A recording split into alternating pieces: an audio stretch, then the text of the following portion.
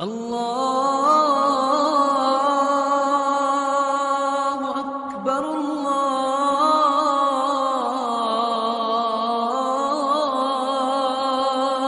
اکبر۔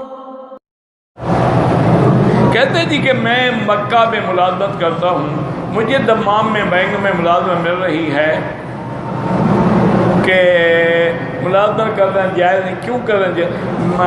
Bank میں بھی نوکری جائز ہے، لیکن اگر دوسری ملے تو پھر نہ کرو، ورنہ وہ تنخواہ حرام نہیں ہوتی۔ لیکن افضل یہی ہے کہ ایسے اداروں سے بچو جن میں سودی کاروبار ہوتا۔ تعاونوا علی البر والتقوی ولا تعاونوا علی الاثم والعدوان۔ تو تم مکہ بھی چھوڑو بھی سودی ادارے کے لیے ایسا نہ کرو، یہ تھوڑی میں اللہ برکت دے دیں گے۔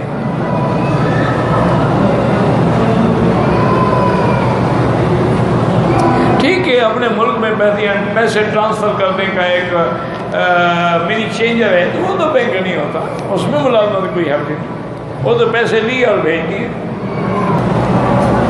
ہم آزاد کشمیر میں رہتے ہیں، میری تنخواہ جو ہے وہ کم ہے، گزارا مشکل ہے، اس کا علاج میرا بھائی یہی ہے کہ استغفار، یہ اللہ کے قرآن کا حکم ہے۔ فَقُلْتُ اسْتَغْفِرُوا رَبَّكُمْ إِنَّهُ كَانَ غَفَّارًا يُرْسِلِ السَّمَاءَ عَلَيْكُمْ مِدْرَارًا وَيُمْدِدْكُمْ بِأَمْوَالٍ وَبَنِينَ۔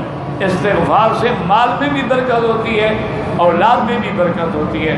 استغفر اللہ الذی لا الہ الا هو الحی القیوم واتوب الیہ۔ اگر اتنا یاد نہ ہو استغفر اللہ استغفر اللہ استغفر اللہ، کم سے کم 2000 دفعہ روز پڑھا کرو، انشاءاللہ دیکھیں گے چند دنوں کے اندر اللہ اتنی برکت دے دیں گے تو سوچ بھی نہیں سکتے۔ ایک زنا کے لڑکے سے کوئی شریف لڑکی نکاح کرے، نکاح تو ہو جاتا ہے، لیکن یاد رکھیں کوشش یہ کریں کہ کیونکہ جو لڑکے زنا سے پیدا ہوتے ہیں نا، ان میں اثرات ضرور آتے ہیں، ان میں لازمی بات ہے کہ وہ گناہوں کے اثرات جو ہیں وہ لازم مرتب۔ اسی طرح آپ دیکھ لیں کہ جو صحیح النسب لوگ ہیں ان کے لیے بھی اثرات ہوتے ہیں،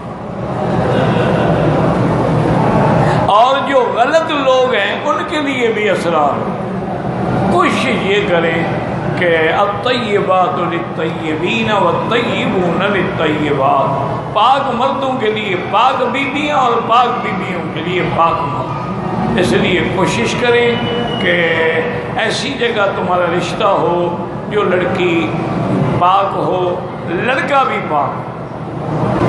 یتیم بچہ ہے، اس کو پڑھائی کے لیے زکوٰۃ دے سکتے بالکل، غریب ہے وہ پڑھائی پہ خرچ کرے، اپنے بدن پہ خرچ کرے۔ دکان میں جو سامان ہے اس کی قیمت لگا کے زکوٰۃ دی جاتی ہے کہ 2 لاکھ کا جو سامان پڑا ہوا ہے تو 2 لاکھ کی زکوٰۃ دیں گے، یہ تھوڑا نفع ہے 10,000 تو صرف 10,000 کی زکوٰۃ دیں گے تھوڑا۔ یہ مال جو تم نے لیا ہے کہیں سے پیسہ آیا ہے تو لیا ہے نا، سارے دکان کی قیمت میں زکوٰۃ نہیں، لیکن جو مال پڑا ہے اس کی تو زکوٰۃ ہے۔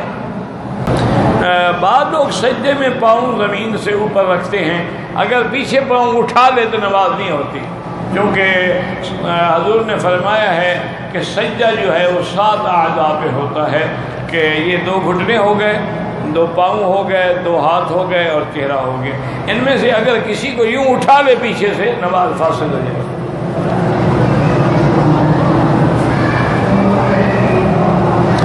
اگر امام ایسے کرتے ہیں ان کو بھی عرض کریں کیسا نہ کیا کرو۔ نماز میں ٹوپی یا رومال ماتھے کے اوپر ہوں، سیدھا ہو جاتا، سیدھا قالین پہ ہو جاتا ہے، رومال پہ کیوں نہیں ہو جاتا؟ ہو جاتا ہے، لیکن افضل یہ ہے کہ نہ ہو۔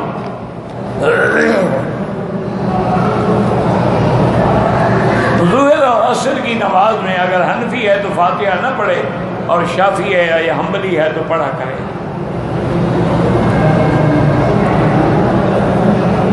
اگر امام نے 4 رکعتوں کے بجائے بھول کے 5 رکعتیں پڑھ لی، سجدہ صاف کیا، ٹھیک ہے، نماز ٹھیک ہو گئی۔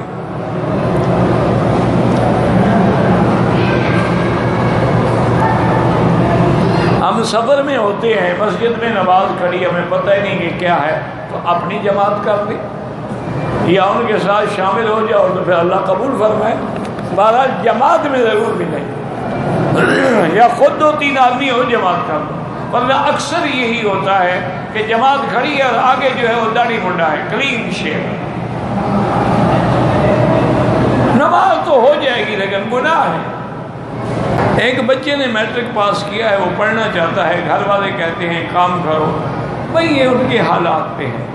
اصل میں گھر والوں کو اگر اور کوئی ذریعہ ہے کھانے پینے کا، پتہ کیا کریں آخر، وہ بھی تو بچے سے کہیں گے، تو وہ ایسا کرے کہ پڑھتا بھی رہے اور کوئی چھوٹا موٹا کام بھی کر لے اور پرائیویٹ امتحان بھی دے دیا کرے۔ ماں باپ کو کون کھلائے گا؟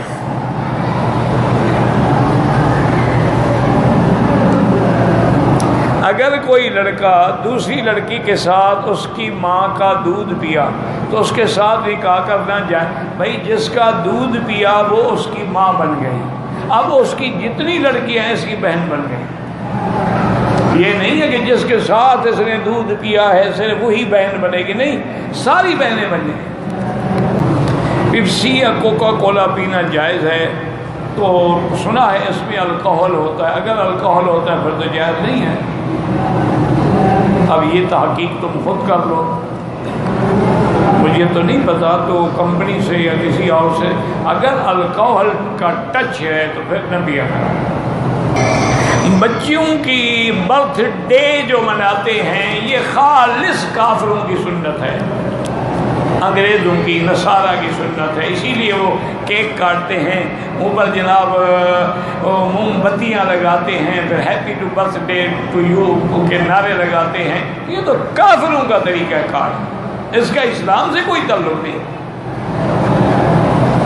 اگر تم نے منانا ہے، شوق ہے نا تمہیں، جیسے حضور کا ایک میلاد مناتے ہو، حضرت آدم سے شروع کرو اور تمام پیغمبروں کا مناؤ، میں دیکھوں تمہاری محبت۔